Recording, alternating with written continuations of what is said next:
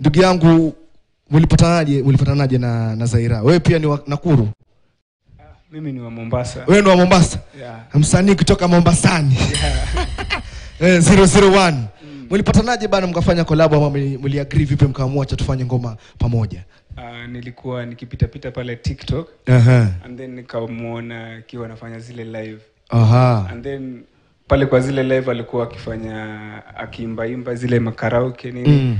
So mimi nikapenda ile sauti yake, nikamwambia at least tuchekiane tufanye kitu pamoja Yeah. Experience yako kufanya naye kazi ilikuwa vipi?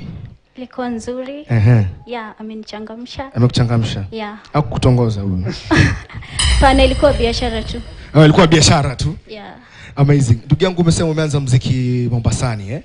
Ukitupa labda ulijuaje labda huo ndo muziki ndo kitu unataka kufanya, ama hiyo journey ya kutoka Mombasa mpaka ukakuja huku kamua muziki ndo mambo yako? Si unajua Nairobi ni capital city.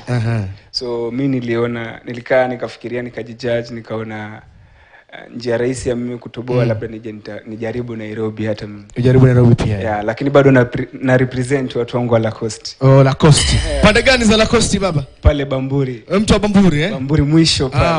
Amazing. Pia mimi mtu wa Bamburi.